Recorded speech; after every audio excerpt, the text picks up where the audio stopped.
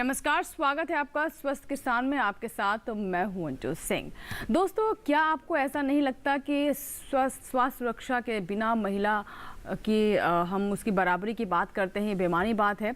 ये बात कहना इसलिए ज़रूरी लगता है कि घर, परिवार और अनेक क्षेत्रों में अपनी मजबूत उपस्थिति के साथ महिलाएं आगे आ रही हैं। यहाँ तक कि वो खेती बाड़ी में भी सफल किसान के रूप में प्रतिष्ठित हो रही हैं। लेकिन देखा जाए तो इसका दूसरा पहलू बड़ा ही चिंतनीय है। चिंतनीय इसलिए कि किशोर उम्र की लड़कियों में जहां हर 5 में से 1 में मानसिक स्वास्थ्य की चुनौती दिखाई देती है, तो उम्र के प्रत्येक पड़ाव में और खास तौर पर 40 से 50 के बाद तमाम समस्याएं और भी महिलाओं को घेर लेती हैं, जैसे अनियमित पीरियड्स, खून की कमी, कमजोरी और थकान, ब्लड प्रेशर और थायराइड के खतरे भी बढ़ रहे हैं। और इस अंक में महिलाओं के स्वास्थ्य को समझने की कोशिश करेंगे। आपको बता दें कि गांव और शहर दोनों ही जगह इस बदलते परिवेश में माँ, बेटी और बहू जो अपने परिवार की खातिर अपनी ही ख्वाहिशों को भूल जाती है, उनकी टीस पर भी हम प्रकाश डालेंगे। उनके स्वास्थ्य की चुनौतियों के मुद्दे पर भी हम चर्चा करेंगे, उसको समझने का प्रयास करेंगे। आज के विषय पर आइए डालते हैं नजर। तो आज का हमारा विषय है उम्र के हर पड़ाव पर महिलाओं की स्वास्थ्य समस्याएं। यदि आप भी किसी स्वास्थ्य समस्या से परेशान हैं, जूझ रही हैं, तो बेझिझक हमें फ़ोन कीजिए और अपने सवाल हम तक पहुंचाएं। 2 टोल फ्री नंबर हैं जो कि अगले 1 घंटे तक आपके लिए यहां पर चालू रहेंगे। नंबर नोट कर लें, 1800113060। दूसरा नंबर है 1800111306। टोल फ्री, यानी इस पर आपका कोई शुल्क नहीं लगेगा। आपकी समस्याओं के समाधान के लिए स्टूडियो में मौजूद हैं देश के 2 जाने माने विशेषज्ञ हमारे साथ, जो पूरे 1 घंटे तक आपके साथ यहाँ पर रहेंगे। हमारे साथ डॉक्टर ऋषि हैं, जो कि आपको बता दें कि राम मनोहर लोहिया अस्पताल में क्लिनिकल साइकोलॉजी यानी मनोविज्ञान विभाग में एचओडी हैं, जिनसे हम समझने की कोशिश करेंगे कि महिलाओं में सामान्य तौर पर मन से जुड़ी कौन कौन सी समस्याएं हो सकती हैं और इससे कैसे बचा जा सकता है। एक बार फिर से डॉक्टर ऋषि, आपका बहुत बहुत स्वागत है।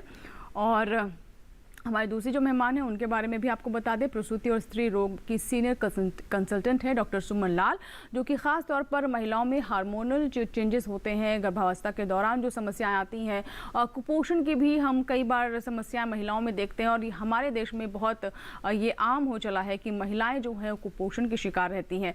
तो इस पर भी हम उनसे चर्चा करेंगे। और अगर आपके भी सवाल इससे जुड़े हुए कोई भी, तो आप हमें कॉल कर सकते हैं, अपने सवाल हम तक पहुंचा सकते हैं। तो चलिए बातचीत की शुरुआत करें, उससे पहले देखते हैं हमारी ये रिपोर्ट।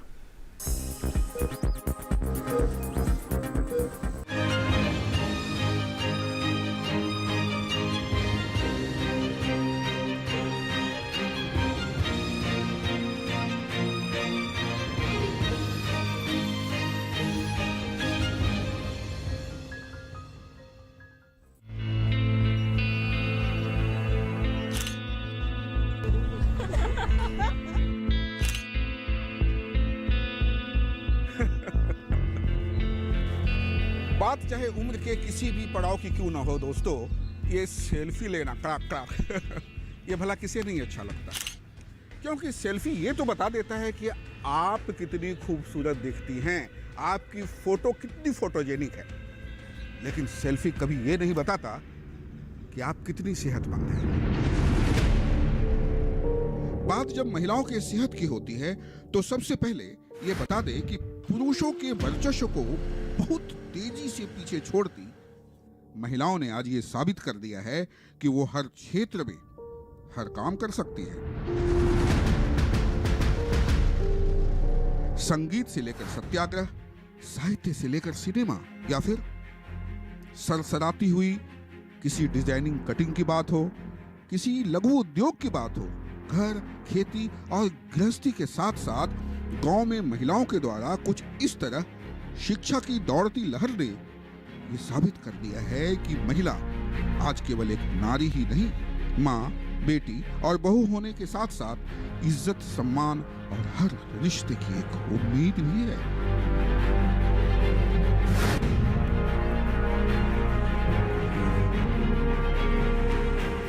जी हाँ, उम्मीद।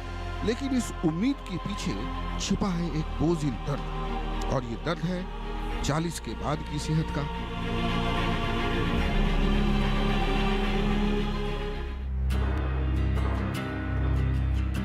जी हाँ, बात चाहे ग्रामीण परिवेश की हो या शहरी जीवन की, अपने परिवार के लिए अपने ही ख्वाबों को भूल जाने वाली एक महिला की अपनी ही उम्र कब ढल जाती है, वो कब कमजोर पड़ जाती है, शायद उसे पता भी नहीं चलता। गौरतलब है कि महिलाओं में दर्द सहने की क्षमता पुरुषों से कहीं ज्यादा होती है, तभी तो वह एक बच्चे को 9 महीने पेट में रखकर पीड़ा की स्थिति में भी जहां सुकून महसूस करती है, वही एक सच यह भी है कि महिलाओं की उम्र का हर पड़ाव, फिर चाहे वो बचपन से लेकर किशोरावस्था का हो या गर्भावस्था और वृद्धावस्था का, चुनौतीपूर्ण होता है। लेकिन 40 की उम्र का पड़ाव एक ऐसा पड़ाव होता है जब ये चुनौतियां शारीरिक और मानसिक रूप से बाधा बन जाती है। तब न केवल बालों का रंग सफेद हो जाता है, बल्कि कई तरह के हार्मोनल बदलाव होने लगते हैं। मोनोपॉज के बाद कई समस्याएं होने लगती है। बता दें कि इसी उम्र में जहां कैल्शियम की कमी से बॉडी कमजोर हो जाती है, शरीर कमजोर पड़ जाता है, तो जागरूकता का अभाव खून की कमी पैदा कर देता है, जिससे पीठ दर्द, एसिडिटी, यहाँ तक कि स्तन कैंसर, सर्वाइकल और गर्भाशय के कैंसर का भी खतरा बढ़ जाता है। लेकिन इस सब के साथ सबसे बड़ी समस्या जो होती है वो है मानसिक स्वास्थ्य, यानी मेंटल हेल्थ। बहरहाल जरूरत है उम्र के प्रत्येक पड़ाव पर, खासकर ढलती उम्र में, सही पोषण और जागरूक होने की।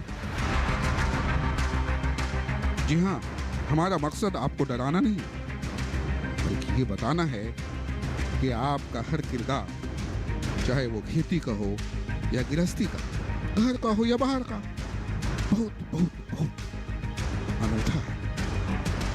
इसलिए आप घर के लिए, समाज के लिए और दुनिया के लिए बहुत महत्वपूर्ण हैं। सेहत का ख्याल रखिए, जागरूक बनिए। राजेश मिश्र, दूरदर्शन किसान।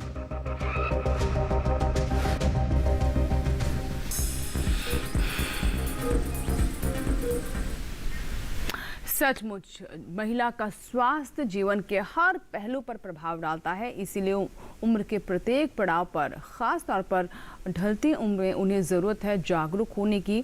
चलिए बातचीत की शुरुआत करते हैं। डॉक्टर सुमन, जैसा कि हमने पूरी रिपोर्ट में भी देखा और कुल मिलाकर बात यही समझ आई कि महिलाएं ना सिर्फ अपने स्वास्थ्य को लेकर जागरूक नहीं है, बल्कि कहीं ना कहीं वो अनदेखी भी करती हैं और कुछ पैरामीटर्स की जो समझ होनी चाहिए कि स्वस्थ होना क्या होता है, उसकी भी कहीं ना कहीं जानकारी का अभाव है। तो कैसे हम समझे कि एक स्वस्थ महिला किन बातों का ध्यान रखे, स्वस्थ महिला किस तरीके की होती है?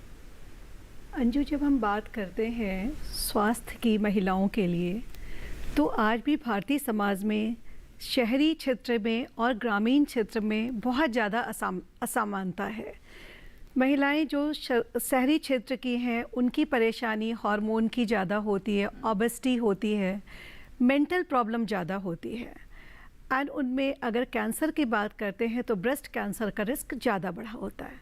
मगर जब हम ग्रामीण क्षेत्र की बात करते हैं और स्वास्थ्य की बात करते हैं, तो ये प्रॉब्लम उनकी शुरू हो जाती है बचपन से ही। बचपन से ही एक लड़की को लड़के के समान अधिकार नहीं मिलता। प्रधानमंत्री ने बहुत सारी योजनाएं शुरू की है, लड़की बढ़ाओ, लड़की बचाओ, परंतु हमारे समाज में आज भी लड़की और लड़के के बीच में भेद है। लड़की जब बड़ी होती है तो वो भाई के जूठी प्लेट खा करके उसमें जूठा खाना खा के बड़ी होती है, तो उसी समय वो कुपोषण की शिकार हो जाती है।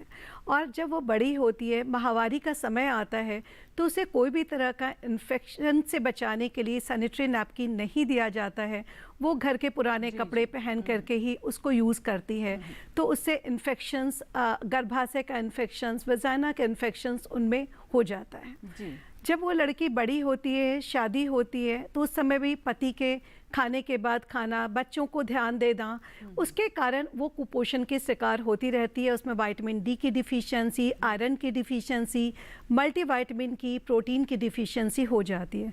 उसके साथ साथ गर्भावस्था और उसके बाद स्तनपान, उस समय उसे बहुत सारी कठिनाइयों का शिकार करना पड़ता है। बिल्कुल, यानी कुल मिला के कह सकते हैं कि पूरा जीवन ही अगर स्वास्थ्य के लिहाज से हम बात करें तो चुनौतीपूर्ण होता है महिलाओं का, और इसीलिए उनके खान पान पर बहुत ध्यान रखने की ज़रूरत होती है। शुरुआती दौर से ही उनका जो न्यूट्रिशन है वो पूरा होना चाहिए, क्योंकि पुरुषों के तुलना में महिलाओं को शारीरिक तौर पर कई तरह की चुनौतियां, जैसे कि अभी डॉक्टर सुमन ने बताया, झेलनी पड़ती है, और अगर वहां पर वो स्वस्थ नहीं है तो उसके बहुत ही विपरीत परिणाम हो सकते हैं।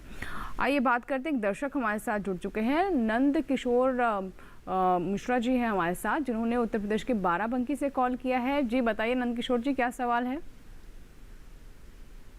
हेलो जी, नंद स्वरूप मिश्रा जी। हाँ, जानना ये चाहता हूँ कि जो किशोरावस्था की महिलाएं होती हैं, पूरा अंग अपना ढक देती, फूल की किरणें के शरीर से नहीं पड़ती है, तो इससे उनको कितना बड़ा फायदा नुकसान होता है। दूसरी चीज, जब उनकी शादी हो जाती है तो पूरे परिवार को खिला देते हैं, लेकिन अगर खाना कम पड़ गया तो रात में वो भूखी सो जाती, तो इसका उनके शरीर पे क्या फर्क पड़ेगा। तीसरी चीज, बहुत सी महिलाएं जो है उनकी खूबसूरती न बिगड़ने पाए, अपने बच्चे को स्तनपान नहीं कराती, अलग से दूध पिलाती, तो इसका उनके शरीर पर कितना बड़ा असर पड़ेगा।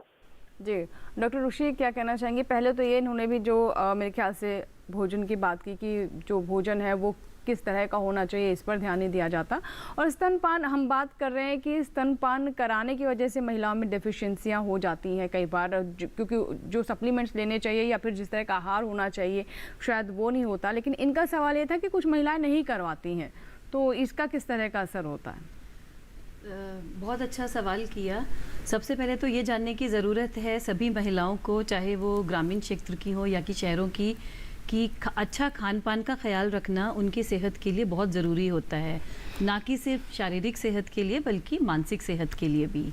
और जब हम किसी भी परिवार में बात करते हैं खान पीन की, मामला बिल्कुल उल्टा होता है।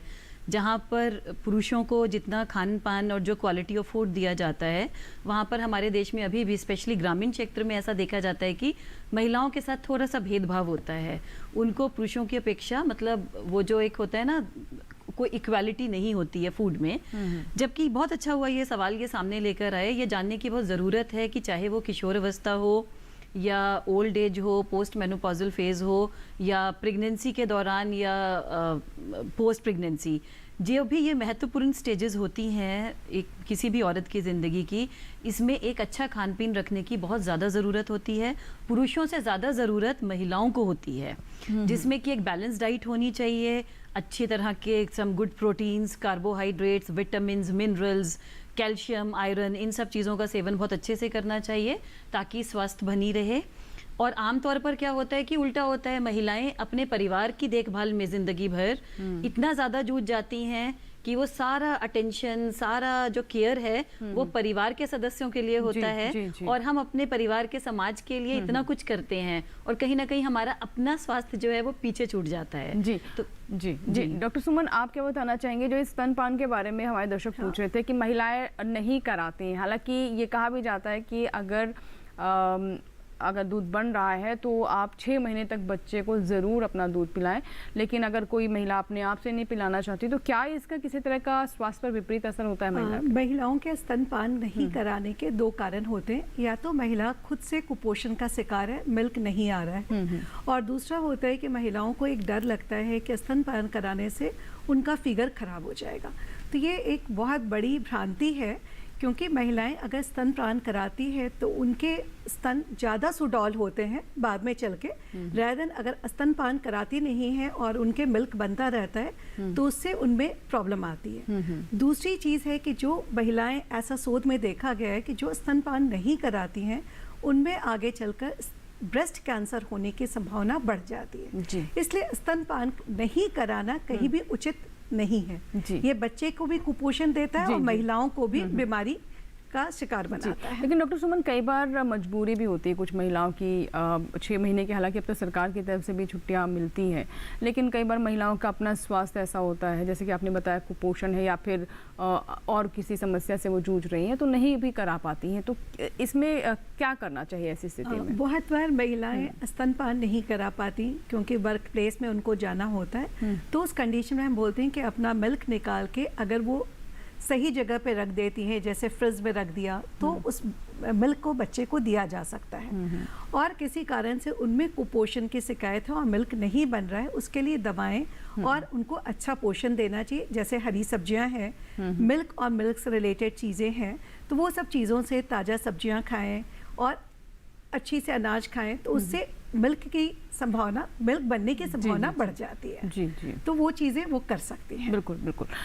तो डॉक्टर रुचि, लेकिन अब यहाँ पर हम मानसिक स्वास्थ्य की बात कर लेते हैं। जैसा कि आपने बताया कि महिलाएं जो हैं वो पूरा अपना जीवन अपने परिवार में लगा देती हैं और ये उनसे कहीं ना कहीं उनकी मेंटल कंडीशनिंग भी शुरुआत से यही होती है कि आपको अपने परिवार की देखरेख करनी है, जो कि गलत भी नहीं है। लेकिन जब तक आप खुद मानसिक और शारीरिक रूप से स्वस्थ नहीं होंगे तब तक आप दूसरे का ख्याल कैसे रखेंगे। तो अगर मानसिक स्वास्थ्य की बात करें तो इससे तो कोई समस्या माना ही नहीं जाता, मतलब कोई मानसिक समस्या हो सकती है, डिप्रेशन जैसी या फिर अवसाद जिसे हम कहते हैं, ऐसी कोई समस्या होती है, इसका इलाज भी होना चाहिए, इसके लिए डॉक्टर के पास भी जाना चाहिए। ये समझ ही नहीं है अभी तक हमारे समाज में, क्या कहेंगे? जी बिल्कुल सही कहा आपने। कहीं ना कहीं हमारे समाज में अभी भी यही है कि जो मानसिक स्वास्थ्य की जब बात होती है तो इसको लेकर बहुत ज़्यादा नेग्लिजेंस है। और ऐसा नहीं है कि सिर्फ महिलाओं में, पुरुषों में भी काफ़ी नेग्लिजेंस है। लेकिन अब क्योंकि मानसिक रोग महिलाओं में जस्ट आमतौर पे डबल होते हैं, जो कॉमन मेंटल डिसऑर्डर्स हैं, तो वो दुगने पाए जाते हैं महिलाओं में। तो इसीलिए महिलाओं के मानसिक स्वास्थ्य के लिए हमको और ज़्यादा जागरूक होने की ज़रूरत होती है। आमतौर पे हमारे देश में ऐसा देखा गया है कि जिन लोगों को जो मानसिक रोग से पीड़ित होते हैं लोग, तो 80% लोग जो हैं वो अपना ट्रीटमेंट नहीं लेते। तो ये तो आम तौर पे पाया जाता है। तो महिलाओं में तो और भी ज्यादा नेग्लिजेंस है। वहाँ वो अपने परिवार के लिए तो जाकर डॉक्टर से मिल लेंगे, पर अपने लिए वो समझ भी नहीं पाती कि हम किसी मानसिक रोग से अभी पीड़ित हैं और हमको जाकर किसी मेंटल हेल्थ प्रोफेशनल या इवन फिजिशियन से, अपने जनरल फिजिशियन से जाकर मिलें, पहचाने। सबसे बड़ी बात है कि पहचाने। एक तो नेग्लिजेंस के अलावा लैक ऑफ अवेयरनेस है, तो पहचान नहीं पाते हैं कि मुझे स्ट्रेस की वजह से अभी डिप्रेशन, एंग्जाइटी, ये सब बहुत कॉमन मेंटल डिसऑर्डर्स हैं जो कि महिलाओं में पाए जाते हैं और पुरुषों से कहीं ज्यादा अधिक होते हैं। तो उसके बारे में जागरूकता कम है, उसको पहचानने की जरूरत है, ताकि सही समय पर इलाज लेने से वो अपना तो ख्याल रख ही सकते हैं, पर साथ साथ जो पूरा परिवार जो उनसे जुड़ा हुआ है, क्योंकि उनको बच्चों की भी देख रेख करनी होती है, तो एक जो केयर है ना, वो पूरे परिवार को, समाज को वो अच्छी ज़्यादा केयर प्रोवाइड कर सकते हैं अगर वो अपना स्वास्थ्य का ध्यान रखते हैं। तो साथ साथ हमारे परिवार और समाज का स्वास्थ्य भी महिलाओं के स्वास्थ्य के साथ जुड़ा हुआ है। एक चीज मैं जोड़ना चाहूंगी, जो प्रेगनेंसी अपने आप में एक हार्मोन ऐसे बनते हैं कि उसमें वुमेन में बहुत चिड़चिड़ापन, गुस्सा का आना, चीज़ों को सह नहीं पाना, ऐसी चीज़ें होती हैं। तो उस समय पूरे परिवार को उसका ध्यान रखने की ज़रूरत है, ना कि उसे ब्लेम करने की ज़रूरत है। बिल्कुल। स्तनपान करवाती हुई स्त्रियों में देखा गया है कि बहुत सीवियर डिप्रेशन होता है। कभी कभी तो हमें उसे दवाई देनी पड़ती है, हम उसको पोस्टमार्टम ब्लू कहते हैं। तो वो भी एक बहुत ज़रूरी चीज़ है कि फैमिली उसको समझे और उसका इलाज करवाए और उसके साथ सहानुभूति से पेश आए। बिल्कुल बिल्कुल। और देखिए इसे ठीक है, ये हर महिला के जीवन में होता है कि बच्चे को जन्म देती है। इसे कहने में, कई बार सुनने में ये भी मिलता है कि हमने भी तो बच्चे पैदा किए, कौन सी बड़ी बात है। लेकिन यहाँ पर समस्या ये आती है कि हर दौर की अलग चुनौतियाँ होती हैं। तो घर के जो बुज़ुर्ग हैं, महिलाएं हैं, वो ऐसी बातें कहने से बेहतर है कि आप उस सिचुएशन को समझें और उसको उसी तरीके का एक सपोर्ट सिस्टम भी बनाने की बहुत ज़रूरत होती है जब महिला ऐसे दौर से गुजरती है। लेकिन डॉक्टर सुमन मैम, यहाँ पर आपसे ये भी समझना चाहूँगी, ठीक है, हम मेंटल हेल्थ के साथ साथ बात कर रहे हैं, लेकिन इसके अलावा हम ये भी देखते हैं कि महिलाएं जब डॉक्टर के पास पहुंचती हैं, अक्सर मैं जब डॉक्टर से बात करती हूं तो उनकी तरफ से ये बात आती है सामने कि जब समस्या बहुत सीवियर हो जाती है, चाहे वो कैंसर की बात करें, हम ब्रेस्ट कैंसर के केस में देख लेते हैं, जब हालात बहुत ख़राब हो जाते हैं, महिलाएं उस वक्त उन तक पहुंचती हैं। कई बार उस समय तक इलाज बहुत महंगा हो चुका होता है और दूसरी बात ये कि जो आपके रिकवरी के चांसेस हैं वो भी कम हो जाते हैं। तो इसके बारे में क्या बताना चाहेंगे? अंजू, ये बिल्कुल तुमने सही कहा है, क्योंकि हमारे मोस्टली ग्रामीण समाज में ऐसा है कि अगर महिलाओं को स्तन में गांठ हो रही है तो या तो वो किसी को बताती नहीं है, और अगर बताती है तो घरेलू उपचार किया जाता है। डॉक्टर के पास तब वो जाते हैं जब उसमें से डिस्चार्ज शुरू हो जाता है या फिर कोई बहुत ज़्यादा बीमारी बढ़ जाती है। उस समय बीमारी लाइलाज हो जाती है। अगर वो पहले ही गांठ लेके आए तो हम उसका इलाज करके ऑपरेशन करके उसे पूरी तरह क्योर कर सकते हैं। उसी तरह से महिलाओं में सफ़ेद पानी की शिकायत, ब्लीडिंग होना, इस तरह की परेशानियां होती रहती है और वह सोचती है कि मेरा मेनोपॉज आने वाला है या ये ऐसे ही नॉर्मल इन्फेक्शन के कारण है और वो डॉक्टर तक नहीं पहुंचती है। हमारे समाज में जागरूकता की भी कमी है और उनकी जो सास होती हैं, उनके घर में जो बड़े लोग होते हैं, उन लोगों की भी सोच में थोड़ी सी आधुनिकता की कमी है, तो वो इस तरह से इलाज के लिए पहुंच नहीं पाती है। हमें ज़रूरी है कि जो गांव में ANM हैं और जो डॉक्टर्स हैं, नर्सेज हैं, उनको हम जागरूक करें जिससे वो घर घर जाके इस तरह के लक्षणों को बता सकें, उनको पता हो सके कि ये लक्षण कैंसर के भी हो सकते हैं और वो आके डॉक्टर को दिखाएं। बिल्कुल। और देखिए, ये जो बातें हम कह रहे हैं ये आपको डराने या भयभीत करने के मकसद से नहीं कह रहे हैं कि कैंसर ही होगा अगर ऐसा होगा, लेकिन जांच होनी बहुत ज़रूरी है, क्योंकि कहते हैं ना कि precaution is better than cure, यानी सावधानी इलाज से बेहतर है। तो उस स्थिति तक ही ना पहुंचे आपको, आपकी वो इलाज कराना पड़े, तो इसके लिए जागरूक रहना बहुत ज़रूरी है और सही समय पर डॉक्टर के पास पहुंचना उससे भी अधिक ज़रूरी है। एक कॉलर है हमारे साथ, दिल्ली से है, प्रद्युम्न जी हमारे साथ, आइए बात करते हैं। हेलो प्रद्युम्न जी, बताइए क्या सवाल है। मैडम नमस्ते, मेरा ये सवाल है, आजकल महिलाओं में इन्फर्टिलिटी बहुत फैल रही है, इन्फर्टिलिटी को कैसे खत्म किया जाए? 40 के बाद बच्चे नहीं पैदा हो पाते। इनफर्टिलिटी जी, बांझपन के बारे में जानना चाहते हैं डॉक्टर सुमन। मैं भी इस पर आने वाली थी कि ये अपने आप में एक चैलेंज सा बन गया है। बहुत महिलाएं हम देख रहे हैं कि इसकी वजह से स्ट्रेस में रहती हैं और क्या सही जानकारी नहीं होती उन्हें। ये इनफर्टिलिटी के केसेस इतने ज़्यादा क्यों बढ़ रहे हैं? अगर हम बात करते हैं इनफर्टिलिटी की, एक हमारे यहाँ विवाह की व्यवस्था थोड़ी लेट हो गई है। पहले लोग 20 साल में शादी हो जाती थी, अब 30 साल में शादी होती है और वो बच्चे प्लान करते हैं 35 ईयर्स में, तब तक एग की क्वालिटी कम हो जाती है। दूसरी, आजकल मेल इनफर्टिलिटी बहुत ज़्यादा पाई जाती है, जिसके बारे में कोई बात ही नहीं करना चाहता। जिसके विषय में हम बात ही नहीं करना चाहते। पहले हम देखते थे कि जनरली महिलाएं जब इनफर्टिलिटी लेके आती थी तो उनकी ट्यूब ब्लॉक मिलती थी, बट आज के दिन हार्मोनल प्रॉब्लम ज़्यादा है और जो मेल इनफर्टिलिटी सबसे ज़्यादा बढ़ती जा रही है।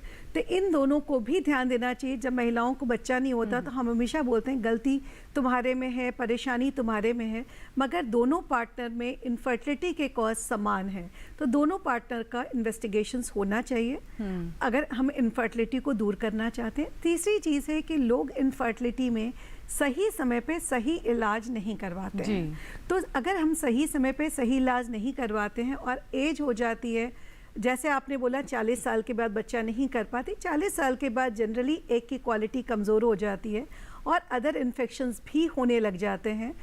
कभी कभी डायबिटीज़ हो गई या ब्लड प्रेशर बढ़ गया, उसके कारण भी महिलाओं की क्षमता, प्रेग्नेंट होने की क्षमता कम होने लगती है। इसलिए सही समय पर सही इलाज बहुत ज़रूरी है इनफर्टिलिटी को कम करने के लिए। डॉक्टर ऋषि, आप कुछ कहना चाह रही हैं? जी, बहुत सही कहा डॉक्टर सुमन ने। इन सब चीज़ों के अलावा एक बहुत महत्वपूर्ण चीज़ है जो कि इनफर्टिलिटी में बहुत इम्पॉर्टेंट महिलाओं और पुरुषों दोनों के लिए है, जो कि अपने स्ट्रेस को नियंत्रण में रखना।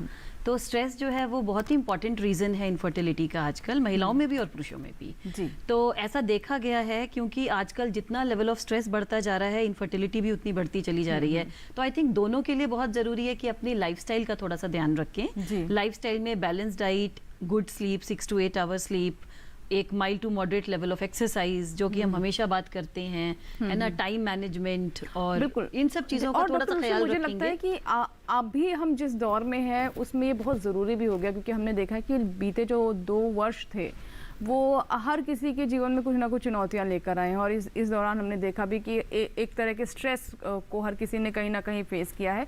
और स्ट्रेस जिसे हम बहुत ही लाइट वे में इस्तेमाल कर लेते हैं छोटी छोटी चीज़ों के लिए कि आई मीन स्ट्रेस, मुझे स्ट्रेस हो रहा है, लेकिन स्ट्रेस भी एक मेडिकल कंडीशन हो सकती है। अलग अलग सिचुएशन में अलग अलग व्यक्ति पर उस स्ट्रेस का असर किस तरह का होता है और स्ट्रेस कहाँ तक पहुँच सकता है, डॉक्टर ऋषि? क्योंकि देखिए, ये इसलिए इस कंटेक्स्ट में हम बात कर रहे थे कि बहुत सारे हार्मोनल डिसबैलेंसेस भी वो स्ट्रेस की वजह से होते हैं। इवन इनफर्टिलिटी में भी जब हम बात करते हैं जैसे कि थायराइड है, डायबिटीज़ है, इन सब का बहुत इंपॉर्टेंट रोल है। तो और भी बहुत सारी समस्याओं में, बहुत सारे शारीरिक और मानसिक रोग में स्ट्रेस का इम्पोर्टेंस होती है, मतलब महत्वपूर्ण रोल होता है। तो इसीलिए उसको कंट्रोल करने की जरूरत है। और स्ट्रेस के कारण बहुत सारे जो मानसिक रोग हैं, तो वो जिसकी बुनियाद है, जिसकी जो शुरुआत है, वो स्ट्रेस से ही होती है। इसीलिए आई थिंक स्ट्रेस मैनेजमेंट जो है वो बहुत इम्पोर्टेंट है, महिलाओं के लिए भी और उनको, उनके परिवार के लिए भी। और ये बहुत ज़रूरी है महिलाओं के लिए कि अपने साथ साथ जब वो अपना ख्याल रखती हैं, अपने स्ट्रेस का ख्याल रखती हैं, जब हम अपने स्ट्रेस को कंट्रोल में रखते हैं, राइट, तो हम अपने परिवार का को भी स्ट्रेस फ्री रखते हैं। अगर हम चिड़चिड़े रहेंगे, हम ना खुश होंगे, तो हम अपने परिवार को कभी खुश नहीं रख पाएंगे। तो आई थिंक अपनी खुशी, अपना जो सेटिस्फेक्शन है, अपनी देखभाल, वो बहुत इम्पोर्टेंट बिल्कुल। हिस्सा और है। देखिए, हम देखते भी हैं कि मुस्कुराता हुआ चेहरा, जो पॉजिटिव इंसान होता है, उससे बात करना, उसके आसपास रहना भी अच्छा लगता है। तो अगर आप भी पॉजिटिव रहेंगी, स्ट्रेस फ्री रहेंगी, तो जाहिर सी बात है कि उसका घर पर भी बहुत अच्छा असर पड़ेगा और आपके रिश्तों में भी बहुत अच्छा असर पड़ेगा उसका। लेकिन स्ट्रेस फ्री रहा कैसे जाए, किस तरीके से स्ट्रेस को मैनेज किया जाए, ये भी जानना बहुत ज़रूरी है। बात करेंगे छोटे से ब्रेक के बाद।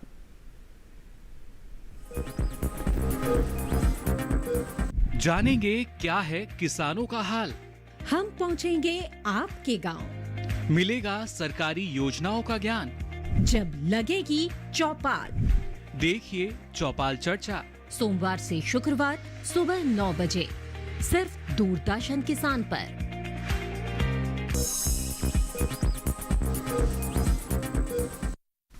ब्रेक के बाद एक बार फिर आपका स्वागत है स्वस्थ किसान में। तो आज हम बात कर रहे हैं महिलाओं के स्वास्थ्य के बारे में।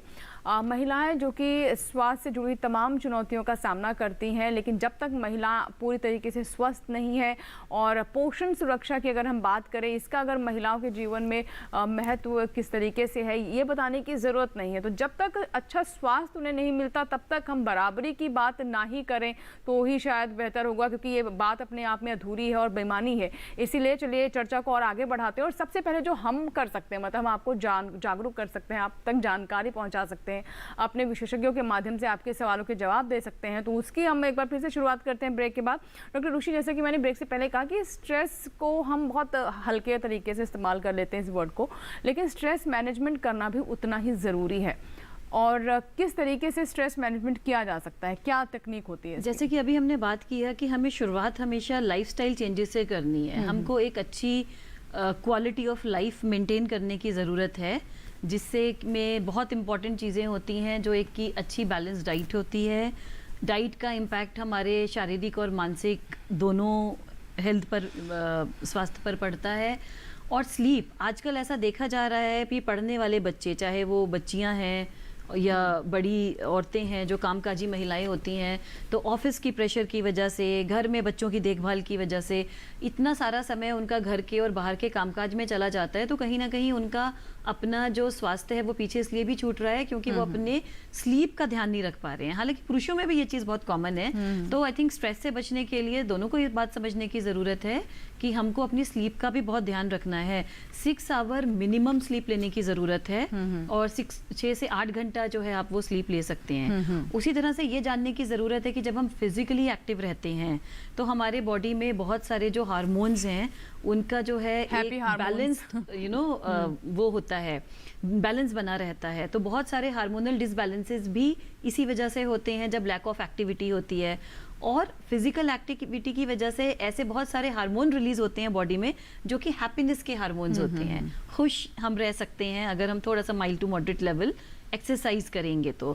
बहुत सारे न्यूरोट्रांसमीटर्स हैं ब्रेन में वो जो कि वो उसके भी बैलेंस को बना के रखता है। और बाकी तो देखिए हम अपने काम का थोड़ा ध्यान रखें, जैसे कि हम टाइम मैनेजमेंट की बात कर रहे थे, थोड़ा सा ऑर्गेनाइज्ड रहें तो उससे खुशी भी मिलती है और हमारी एफिशिएंसी भी काम करने की बढ़ती है। एक वो फीलिंग भी आती है कि अगर जैसे आप बता रहे हैं कि एक्सरसाइज करना या फिर रेगुलर आप वॉक कीजिए, और जब आप वॉक करके आएंगे 1 घंटा आधा घंटा, तो अपने आप में आपको भी एक फीलिंग ऑफ अचीवमेंट महसूस होगी कि आपने कुछ अच्छा किया। बिल्कुल सही कहा। देखिए वॉक करना फिर भी एक तो बहुत सिंपल चीज है जो हम जिंदगी भर फॉलो कर सकते हैं।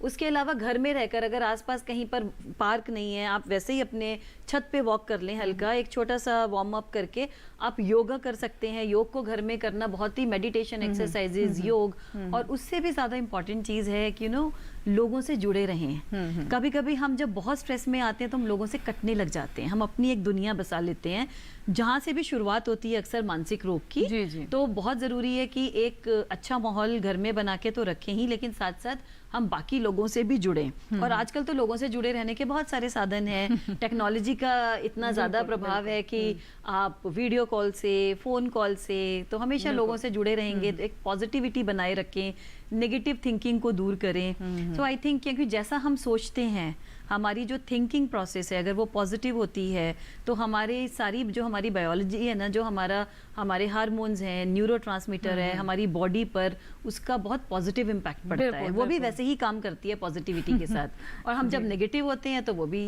वो आपके चेहरे पर ही दिखाई दे जाता है। जब आप स्ट्रेस में होते हैं, नेगेटिव थॉट में होते हैं, तो वो लाइनें आपके चेहरे पर दिखाई दे जाती हैं। तो अगर आपको अब ये लाइनें नहीं चाहिए, इसीलिए हम कहते हैं चिंता की लकीरें, तो खुश रहिए। स्ट्रेस मैनेजमेंट किस तरीके से करना है ये डॉक्टर ऋषि ने भी हमें भी बताया है।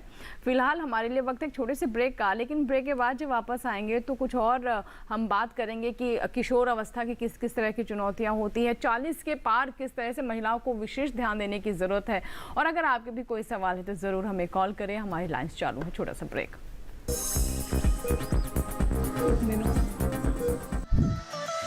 खुशहाल होंगे खेत, पशु रहेंगे स्वस्थ, सरकारी स्कीम का होगा लाभ, जब एक्सपर्ट्स का मिलेगा साथ, आपके सवाल विशेषज्ञों के जवाब, सिर्फ एक फोन कॉल की दूरी पर। देखिए किसानों का अपना प्रोग्राम हेलो किसान, सोमवार से शुक्रवार शाम 6 बजे से सिर्फ दूरदर्शन किसान पर। जानेंगे क्या है किसानों का हाल, हम पहुंचेंगे आपके गांव, मिलेगा सरकारी योजनाओं का ज्ञान, जब लगेगी चौपाल। देखिए चौपाल चर्चा, सोमवार से शुक्रवार सुबह 9 बजे सिर्फ दूरदर्शन किसान पर।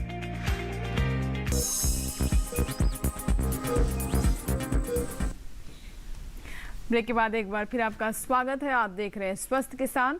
तो चलिए कुछ और बिंदु हैं उन पर भी बात करते हैं। डॉक्टर सुमन, जैसा कि मैंने कहा कि किशोर अवस्था की एक अपनी चुनौती होती है। उस वक्त जब बच्चियां बड़ी हो रही होती हैं, चीज़ें समझ रही होती हैं, और जब पीरियड्स शुरू होते हैं, तो वो ये सिर्फ शारीरिक बदलाव नहीं है, मुझे लगता है इसके साथ ही मानसिक भी बहुत स्ट्रेस होता है। ये हर किसी ने, मुझे लगता है महिलाओं ने एक्सपीरियंस किया ही होता है, अगर सही तरीके से उन्हें जानकारी नहीं दी गई या घर में बताया नहीं गया। डॉक्टर सुमन, सबसे पहले मैं इस चुनौती के बारे में बात करूंगी, जो ये शुरुआत होती है, हम देखते हैं 12-13 साल की उम्र से, उसके बाद लगभग 20-25 साल तक तो ये चलता ही रहता है सिलसिला। तो उस समय किस तरह इसको डील करना चाहिए? अगर हम बात करते हैं किशोरियों की अवस्था को, एक युवावस्था में आने की, तो उस समय उनके बॉडी में और मेंटल कंडीशन में बहुत सारे चेंजेस होते हैं। तो उस समय एक परिवार की पूरी जिम्मेदारी होती है कि उस समय उसके चेंजेस को उसको पॉजिटिव रूप में दिया जाए। सबसे इम्पॉर्टेंट ये है, जैसे उसके बॉडी में चेंजेस हो रहे हैं तो कहीं ना कहीं उसे डर लगने लग जाता है, वो छुपने लग जाती है। उस समय हमें ये बताना ज़रूरी है कि ये जो चेंजेस हैं उसके लिए ज़रूरी हैं और उसको एक संपूर्ण नारी बनाने के लिए ज़रूरी है। तो ये उसके लिए गौरव की बात है, न कि छुपने की बात है। सेकेंड, जब माहवारी शुरू होती है, तो अगर हम ग्रामीण क्षेत्र में देखते हैं तो आजकल बहुत सारी फैमिलियों में आज भी है कि उसे किचन छूने नहीं दिया जाता, उसे पूजा पाठ करने नहीं दिया जाता। तो ये कहीं ना कहीं गलत है और इससे बच्चे में एक तरह की हीन अवस्था आती है। तो हमें ये सब चीज़ों को नज़रअंदाज करके बच्चे को उस समय ये बताना चाहिए कि जो पीरियड शुरू हो रहे हैं वो अगेन उसके स्वस्थ होने का प्रतीक है, rather than उनके लिए कोई खराबी करने का चीज़ें हैं। जी, तीसरी चीज़ होती है कि उनके मेंटल कंडीशन, आई थिंक जैसे हम कह रहे हैं इसे, जैसे बिल्कुल डॉक्टर सुमन ने कहा कि इसे हम इस तरीके से ट्रीट करते हैं जैसे कोई कर्स हो, बताना नहीं, इसके बारे में डिस्कस नहीं करना। तो मतलब बहुत ही स्ट्रेसफुल मेरे ख्याल से बच्चियों के लिए दौर रहता है। तो क्या हमारी महिलाओं को, बच्चियों को या परिवार को, पुरुषों को भी आप समझाना चाहेंगे इसको लेकर? जी, आई थिंक पूरे परिवार को और पूरे समाज को ये समझने की ज़रूरत है कि ये सबसे इम्पॉर्टेंट और सबसे टफ पीरियड होता है ज़िंदगी का, क्योंकि ये एक ट्रांजिशन है बचपन से जवानी की तरफ। तो ये किशोर अवस्था जो होता है, जिसको हम एडोलेसेंस भी बोलते हैं, जो 10 से 19 साल की उम्र होती है, तो ये सबसे गंभीर उम्र होती है, क्योंकि रैपिड चेंजेस होते हैं, रैपिड बायोलॉजिकल चेंजेस होते हैं। तो हार्मोनल चेंजेस हो रहे हैं ना, पुबर्टी में लड़कों में, लड़कियों में, दोनों में ही होता है। लड़कियों में क्योंकि अब मेंस्ट्रुएशन का टाइम होता है तो बहुत ही ज़्यादा हार्मोनल चेंजेस होते हैं। उसी तरह से बहुत सारे अगर आप देखोगे तो सोशल चेंजेस भी होते हैं, रोल्स चेंज होते हैं। बिल्कुल। बचपन से अब हम एडोलेसेंस की तरफ आए हैं तो एक समाज में भी हमारे रोल्स में चेंज होती हैं। कॉग्निटिव लेवल पर भी रैपिड चेंजेस, बहुत तेज़ी से चेंजेस हो रहे होते हैं। उसी वजह से उन सब का प्रभाव हमारे इमोशंस और बिहेवियर पर भी पड़ता है किशोर अवस्था में, राइट। तो क्या होता है कि मूड स्विंग्स बहुत ज़्यादा होते हैं, चिड़चिड़ापन होता है। तो अक्सर हमारे क्लिनिकल मतलब ओपीडी में भी देखा गया है कि बहुत सारे पेरेंट्स जो हैं वो इन सब समस्याओं के साथ आते हैं कि मतलब यूजली 10 साल, 12 साल, 13, 14, 15, 16, 17 ईयर्स तक ये बहुत कॉमन चीज़ें हैं कि जो बच्चियां हैं वो बहुत चिड़चिड़ी रहती हैं और गुस्सा बहुत आता है। तो एंगर को लेकर, एग्रेशन को लेकर और मूड स्विंग्स को लेकर बहुत इश्यूज होते हैं। तो ये सब उनकी इस स्टेज से ही जुड़े हुई चीज़ें हैं। और जहाँ पर तक की बात आ रही थी मेंस्ट्रुएशन की, आई थिंक ये बहुत ज़रूरी है जानना पूरे परिवार को। और उस वक्त हम जितना सपोर्टिव एक स्टैंड लेंगे, हम जितना सपोर्ट उसको दे पाएंगे साइकोलॉजिकली भी, वो बहुत इंपॉर्टेंट होता है। थ्रू आउट उसकी लाइफ पर उसका इम्पैक्ट पड़ता है। तो ना कि इसको कोई श्राप समझ के, जैसे कि ग्रामीण क्षेत्र में अभी आप लोग जिक्र कर रहे थे कि ऐसा देखा जाता है, उसको एक वरदान समझें, एक ब्लेसिंग समझें कि ये तो एक बहुत बड़ी ब्लेसिंग है कि मतलब आप फ्यूचर में माँ बन पाओगे इसकी वजह से। ये कितनी पॉजिटिव चीज़ है बायोलॉजिकली आपकी सेहत के लिए। इसका मतलब आप एक नॉर्मलिटी की तरफ जा रहे हो ना, एक नॉर्मल चीज़ है ये। थिंक उस तरह से इसको थोड़ा एक इंट्रोड्यूस करने की ज़रूरत होती है, क्योंकि उन सब का भी इम्पैक्ट उसके मानसिक स्वास्थ्य पर पड़ता है। बिल्कुल। जितना हम नेगेटिविटी के साथ कोई भी चीज़ इंट्रोड्यूस करते हैं बच्चियों को, तो वो वहाँ से ही वो एंग्जाइटी बिल्डअप हो जाती है। थोड़ी बॉडी इमेज को लेकर इश्यूज शुरू लड़कियों को हो जाते हैं, अपने को इन्फीरियर समझने लग जाते हैं। तो वो परिवार का बहुत इंपॉर्टेंट रोल होता है, मदर का भी, फादर का भी और बड़े बुजुर्गों का। और परिवार, देखिए परिवार के पूरे समाज की हम बात करें तो इसे एक कर्स और एक टैबू जिसे हम कहते हैं कि इसके बाद बात नहीं करनी, डिस्कस नहीं करना, तो ये किसी चीज़ का समाधान नहीं है। अब चीज़ें बहुत बदल रही हैं और बच्चियां भी अब समझदार हो रही हैं। तो जी मैम, कुछ आप कहना चाहते हैं? अंजू, एक चीज़ और मैं बोलना चाहूँगी अबाउट दी सेक्स एजुकेशन। हम लोग जनरली बच्चों को सेक्स के विषय में एजुकेट नहीं करते हैं सही समय पे, और उसका रीज़न होता है कि बाद में ये जो सर्वाइकल कैंसर है और बहुत सारी मेंटल प्रॉब्लम है, इनफर्टिलिटी है, वो उसके कारण आती है। तो सेक्स एजुकेशन देना सही समय पे, जब बच्चों के चेंजेस आ रहे हैं उस समय पॉजिटिव वे में देना बहुत ज़रूरी होता है। And at the same time उनको जानना है कि अगर उनके साथ कोई सेक्स अब्यूज़ हो रहा है तो वो अपने परिवार के लोगों को कह सकें। ये नहीं हो कि उनकी आवाज़ को दबा दिया जाए, क्योंकि अगर आप देखते हो ग्रामीण क्षेत्र में लड़कियों के साथ कुछ भी होता है तो पेरेंट्स को लगता है कि अगर वो आगे आके बोलेंगे उनकी लड़कियों की बदनामी होगी, उसके कारण लड़कियों को दबा दिया जाता है। जब हम उस समय उनकी आवाज़ को दबाते हैं, उसी समय उनमें एक तरह का नेगेटिविटी आ जाती है, तो आगे जाके वो स्वस्थ महिला, स्वस्थ माँ बन नहीं सकती हैं। तो बहुत ज़रूरी है। मैं ऐड करना चाहूँगी कि जब हम ये सेक्सुअल अब्यूज़ की बात करते हैं तो सेक्सुअल अब्यूज़ जो है वो सिर्फ ग्रामीण क्षेत्र तक ही सीमित नहीं है, क्योंकि हम तो हमारे क्लिनिकल प्रैक्टिस में ऐसा देखते हैं, शहरों में रहने वाले लोग भी मोस्टली इस बात को दबाया जाता है। और उसका नतीजा ये होता है कि जो चाइल्डहुड में जो भी बच्चियां हैं वो सेक्सुअल अब्यूज़ का शिकार होती हैं, तो उसका इम्पैक्ट कहीं ना कहीं जब वो बड़ी होती हैं तो उनकी मेंटल हेल्थ पर देखा जाता है। ऐसे बहुत सारे साइकियाट्रिक डिसऑर्डर्स हैं जिनमें ये देखा जाता है कि बचपन में ज़रूर कहीं ना कहीं किसी भी तरह का कोई अब्यूज़ हुआ है जिसमें सेक्सुअल अब्यूज़ बहुत ही कॉमन है। और रिसर्च भी ये बताती है कि 20% केसेस में, मतलब ऐसा बताते हैं कि कहीं ना कहीं औरतें जो हैं कभी ना किसी उसका जो शिकार, कुछ रिसर्चेस में तो 80% तक बताता है, 20 से 80% जो है वो बताया गया है। जी बिल्कुल। देखिए तो इसीलिए बहुत ज़रूरी है कि आप सही समय पर, चाहे छोटे बच्चे हो, मतलब लड़की हो लड़का हो, ये सेक्स एजुकेशन तो दोनों के लिए उतनी ज़रूरी है, क्योंकि आप देख रहे हैं कि सेक्स अब्यूज़ अब सिर्फ बच्चियों के साथ ही नहीं, बच्चों के, लड़कों के साथ भी होता है। तो ये बहुत ज़रूरी है कि उन्हें गुड टच और बैड टच के बारे में समझाया जाए। हमारे साथ अब जुड़ रहे हैं वर्चुअल प्लेटफॉर्म पर, हमारे साथ हैं डॉक्टर सागर, प्रोफेसर राजेश सागर जी हमारे साथ हैं, जो कि एम्स के साइकेट्रिक विभाग के प्रोफेसर हैं। और डॉक्टर सागर, जैसे कि हम मेंटल हेल्थ की बात कर रहे थे, तो मैं आपसे जानना चाहूँगी कि किस स्थिति में आप तक पेशेंट पहुँचते हैं, उनकी मेंटल जो हेल्थ है या स्थिति है कहाँ तक पहुँच चुकी होती है, इसके बारे में अगर आप कुछ अपने अनुभव साझा करना चाहेंगे।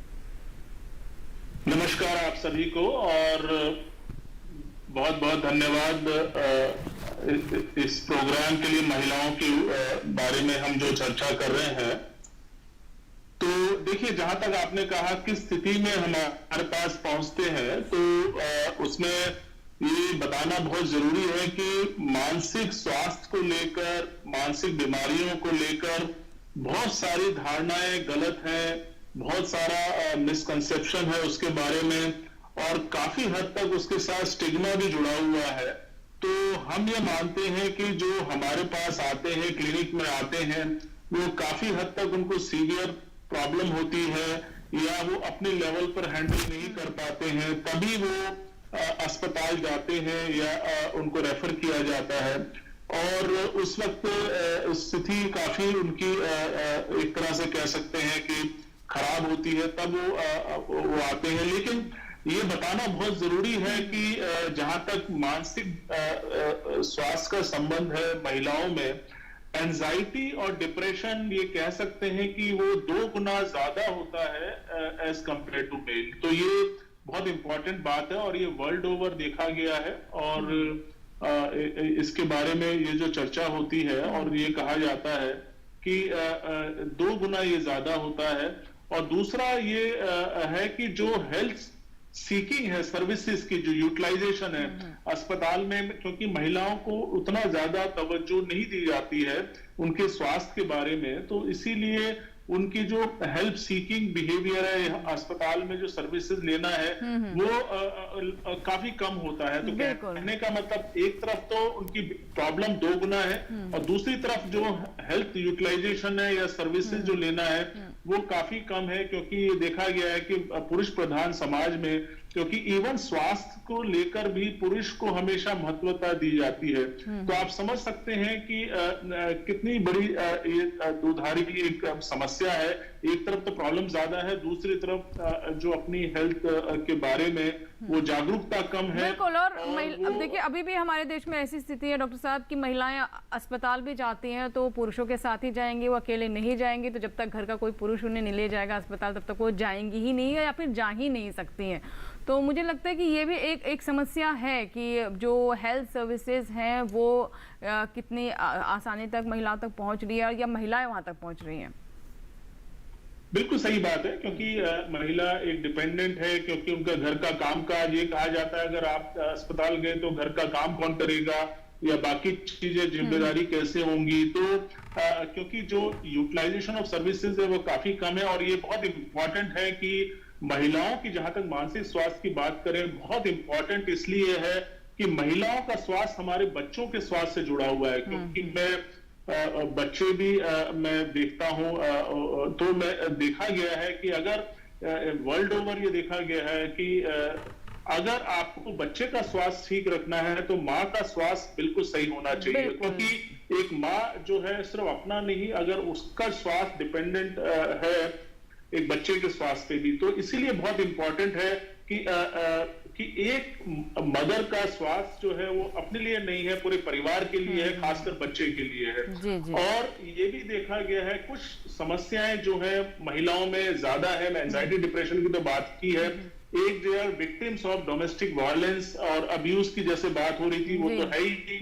उसके अलावा बहुत सारी समस्याएं जो उनके रिप्रोडक्टिव हेल्थ की वजह से होती है, जैसे मीनोपॉज से रिलेटेड हो गया, या जो पोस्टमार्टम डिप्रेशन है, इस तरह की जो प्रॉब्लम है वो खासकर महिलाओं में देखा जाता है। और इसीलिए इसके बारे में जागरूकता होना, जानकारी होना, इसके बारे में चर्चा करना ये बहुत जरूरी है और बिल्कुल इससे होना चाहिए। बिल्कुल डॉक्टर सागर, और इस चीज़ को हम समझते हुए समय समय पर इस विषय को अपने कार्यक्रम में शामिल करते रहते हैं।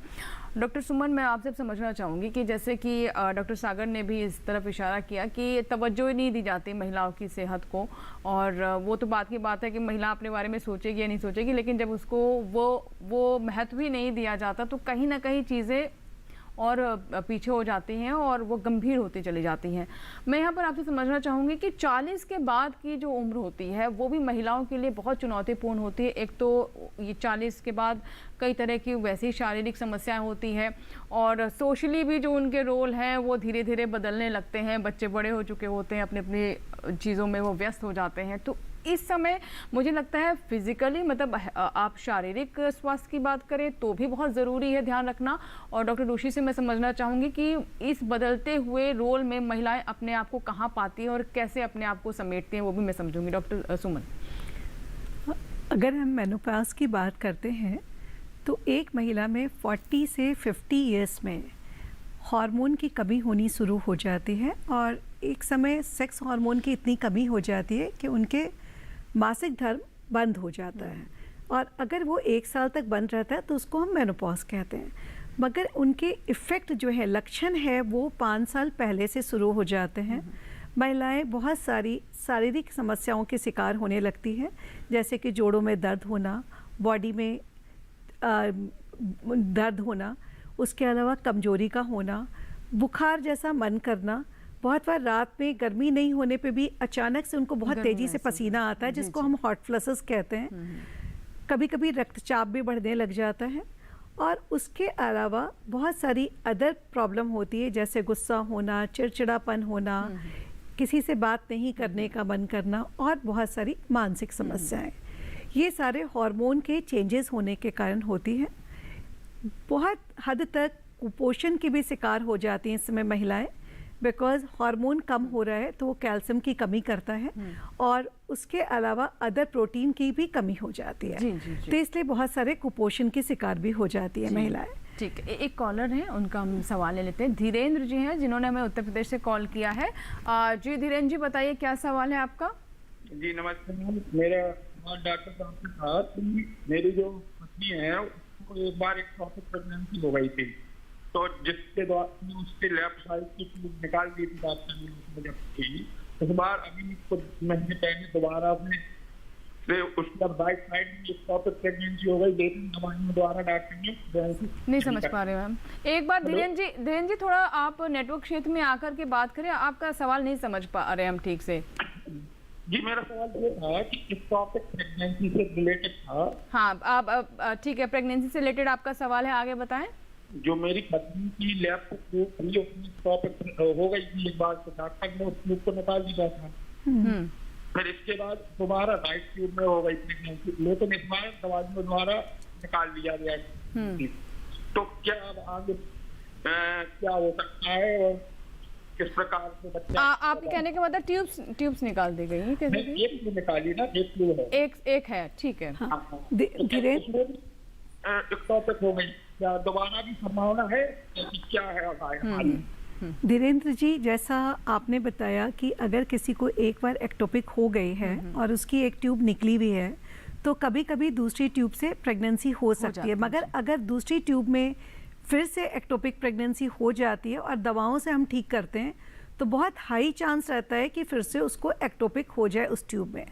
अगर उसमें कपल चाहता है कि उनको बच्चे हों तो हम बहुत बार सजेस्ट करते हैं कि वो ट्यूब या तो टाई कर दे, बंद कर दे, या फिर उस ट्यूब को निकाल दें और टेस्ट ट्यूब बेबी के थ्रू बच्चा कर सकते हैं, जिसमें ट्यूब की ज़रूरत नहीं होगी और भ्रूण बना के यूट्रस के अंदर हम बच्चा अंदर डाल सकते हैं। जी, लेकिन फिर भी जैसे इनका सवाल ये था कि एक ट्यूब है तो क्या मतलब प्रेगनेंसी संभव है? हाँ, एक ट्यूब अगर हेल्दी है तो उससे प्रेगनेंसी संभव है, मगर अगर वो अनहेल्दी है तो फिर से जब भी प्रेगनेंसी होगी हो सकता है उसमें एक्टोपिक प्रेगनेंसी फिर से हो जाए। जी, डॉक्टर ऋषि, जैसे कि मैंने कहा 40 के बाद की जो स्थिति होती है महिलाओं की, इसके बारे में आप कैसे बताएंगी किस तरीके से महिलाएं अपने आप को स्वस्थ रखें मानसिक रूप से भी?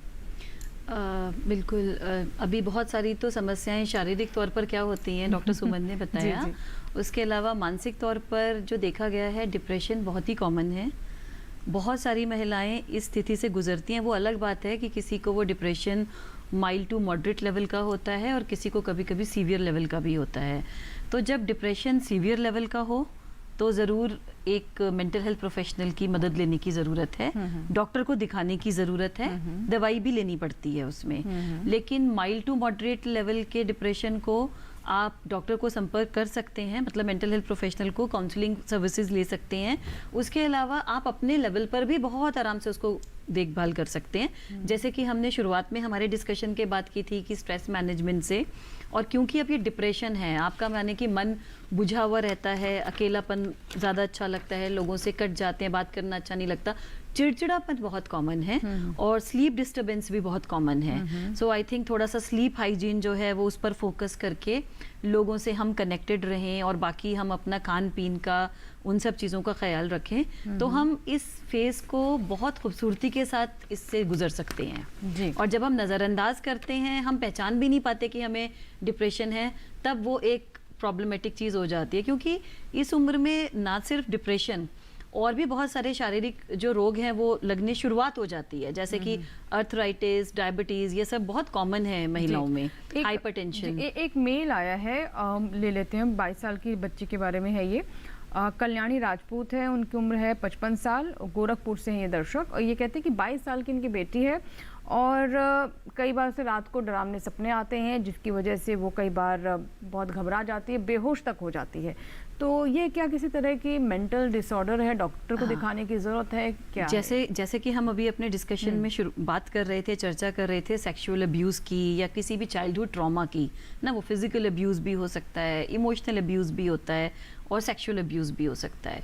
तो इसका बहुत इंपॉर्टेंट रोल होता है इस तरह के जो भी नाइटमेयर्स, जिसको हम बोलते हैं डरावने सपने आते हैं महिलाओं में, तो अक्सर ये देखा गया है कि कोई चाइल्डहुड ऐसे ट्रॉमेटिक एपिसोड्स होते हैं, कुछ एक्सपीरियंसेस होते हैं जिनका प्रभाव हमारे एडल्टहुड में हम पर पड़ता है, और इस तरह से वो हमारी नींद डिस्टर्ब होगी, हमें कोई मानसिक रोग भी हो सकता है, जैसे कि PTSD है, पोस्ट ट्रॉमेटिक स्ट्रेस डिसऑर्डर, बहुत कॉमन है, जो कि इसी तरह के ट्रॉमा के साथ एसोसिएटेड है, डिसोसिएशन, डिप्रेशन, एंग्जाइटी बहुत इंपॉर्टेंट है। एक बार डॉक्टर से जरूर जी, तो एक एंग्जाइटी बिल्डअप हो जाती है, तो डॉक्टर की सलाह लेने की ज़रूरत है। इनको मैं यही एडवाइस करूंगी कि देर ना करें, जाकर डॉक्टर को दिखाएं, साइकियाट्रिस्ट को दिखाएं, मेंटल हेल्थ प्रोफेशनल से हेल्प लें, अपनी दवाई कराएं, काउंसलिंग लें, बहुत ज़रूरी है जी।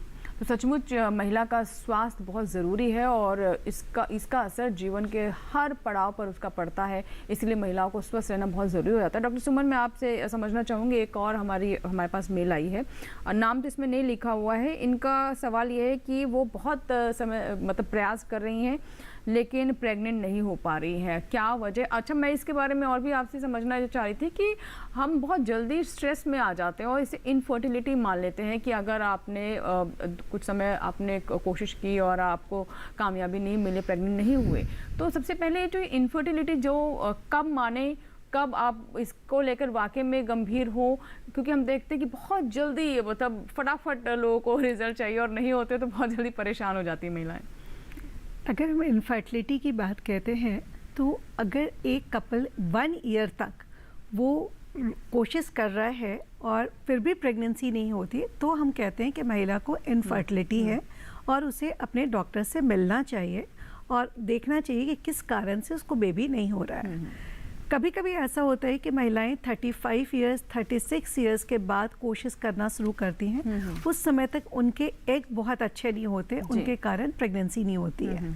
कभी कभी प्रॉब्लम ट्यूब में होती है, कभी मेल इनफर्टिलिटी जैसा हमने डिस्कस किया था वो भी कारण हो सकता है, और कभी कभी हार्मोन की प्रॉब्लम होती है।